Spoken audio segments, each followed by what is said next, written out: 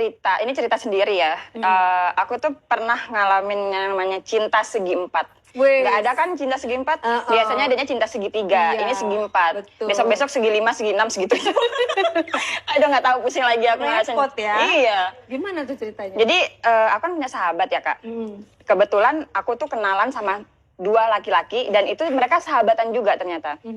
Nggak sengaja ketemu dalam satu acara, akhirnya kenalan.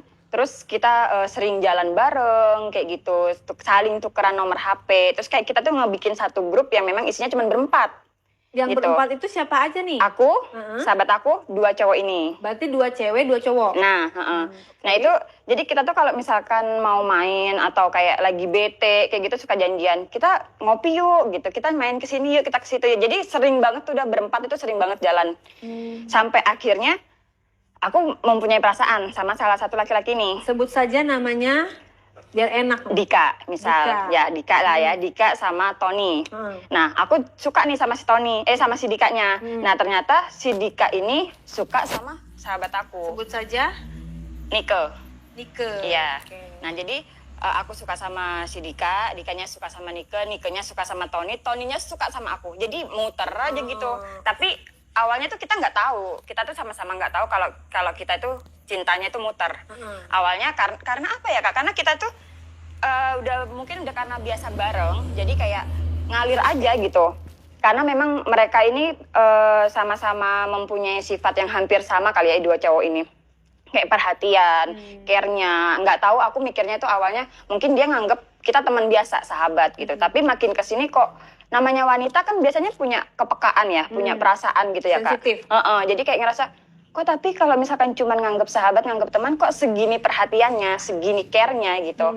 Nah sedangkan, cuman bedanya tuh si Dika ini anak orang kaya, si Tony ini biasa-biasa aja lah gitu. Ya nggak miskin, ya nggak kaya, cuman yang lebih ke materinya lebih banyak, kayak hartanya banyak tuh si Dika.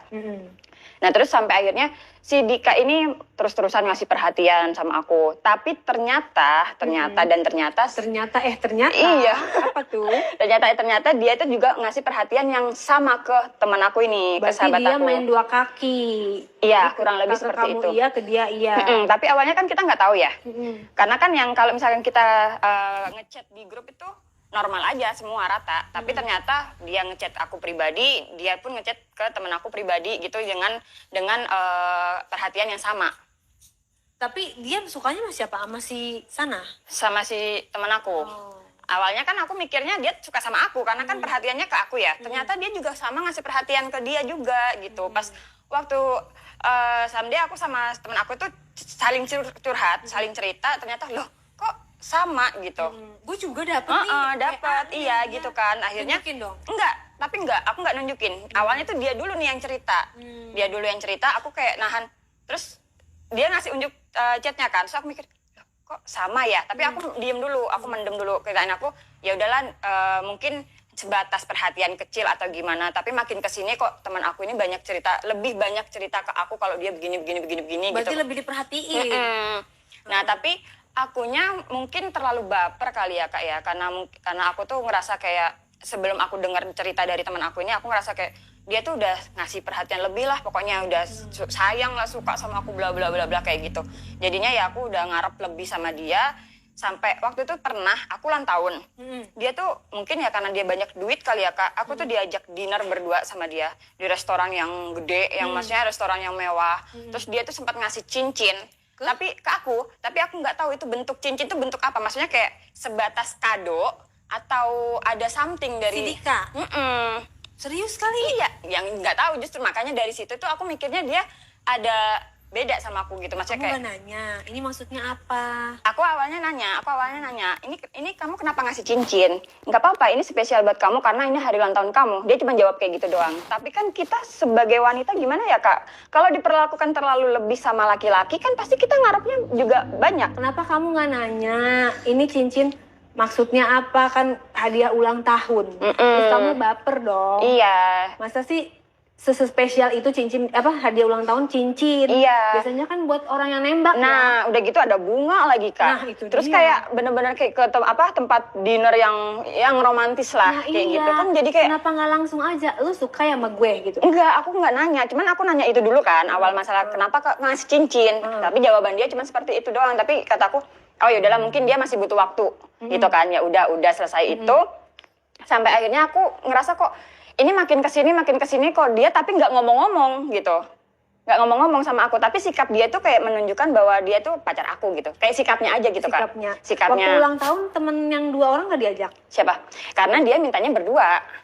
Gitu. Jadi dia tuh sebenarnya tuh kan bisa nih, kayak biasanya kan kita suka berempat, tapi dia pengennya aku pengen dinner dong berdua sama kamu. Dan aku tuh nggak kepikiran kalau dia tuh bakal ngasih surprise. Awal aku ya mikirnya cuman gitu doang gitu. Iya kan kayak di film-film drakor ya. Iya. Dinner, udah kayak makan es krim, pas dimakan ternyata ada cincinnya. Aduh, itu. Ada cincinnya. Kayaknya kan kalau kayak gitu enak ya, Kak. Sekalian aja langsung ke pelaminan iya, anjay. maksudnya apa sih dia kayak gitu? Memperlakukan kita tuh seperti orang spesial tapi nggak menyatakan satu kata pun. Nah itu yang bikin kesel, Kak. Iya. Makanya itu akhirnya udah sampai di titik di mana akhirnya nih, Kak, sampai waktu tuh aku bener-bener ngeliat dengan mata kepala aku sendiri dia malah ngelamar teman aku di depan mata aku. Lah kok gitu? Itu bener-bener kayak yang langsung kayak gitu loh, kayak Mungkin dibilangnya kamu nggak peka kali ya dengan perbuatan dia atau gimana sih? Aku nggak tahu. Kalau masalah itu aku nggak tahu. Aku jadi kayak langsung nginget ke sinetron atau nggak ke film-film. Aku mikir apa dia ini sebenarnya ke aku kayak gini buat latihan kali ya gitu. Ngerti nggak sih, Kak? Maksud aku, Kak, kayak cuman buat bahan aku mau latihan sama dia biar kalau misalnya aku mau nembak atau ngelamar dia bisa lancar gitu. Sampai pikiran aku ke situ. Mungkin maksudnya apa ya? Dia nembak di temen kamu di depan kamu kayak untuk balas dendam sama kamu atau gimana sih? Nggak paham, aku nggak paham justru. Makanya aku mikir ke situ sampai pikiran aku tuh sampai negatif ke sana-sana kan. Sampai ya udah aku langsung kayak diem, nggak bisa ngomong apa-apa dan cuman bisa nangis. Tapi aku nangisnya nggak di sana. Setelah itu aku pulang tuh aku udah nangis. Patah dong hati. Iya, itu aku bener-bener yang langsung kayak 3 hari itu aku udah nggak mau keluar. Nggak mau kemana-mana di chat, diteleponin tuh kayak yang aduh udah malas megang HP gitu. Belum ada pikiran untuk ayo kita main yuk atau balesin chat itu udah nggak ada tertarik, udah kayak aduh udah lemes aja gitu. Sampai terus si temannya satu lagi nih yang cowok itu sampai ngabarin kan akhirnya. Nanti minggu depan ya? Minggu depan kita datang kan, berarti kita datang bareng-bareng ya ke nikahnya si itu, kata dia. Nikah? Iya, nikah. Itu kan lamarannya. Diterima. Terus kan ngelamar di depan aku nih. Terus tiba-tiba si Tony itu kan ngabarin, nanti kita datang bareng-bareng ya bla bla bla bla gitu. Sedangkan si Tony itu kan nggak tahu ya, maksudnya nggak tahu kalau aku punya perasaan sama si ituan. Jadi kayak biasa aja gitu, Kak. Nah terus aku kayak oh iya, udah gitu doang jawabnya. Tapi aku memang balas di grup karena memang itu ngechatnya di grup kan. Aku cuma balas oh iya udah. Nah sampai di situ terus udah nih aku langsung mikir kan, gimana sih ini kenapa jadi kayak gini gitu kan. Akhirnya setelah 2 hari setelah itu tiba-tiba si Dika itu sakit kan, Kak. Dia sakit kan, masuklah rumah sakit, nggak tahu itu katanya.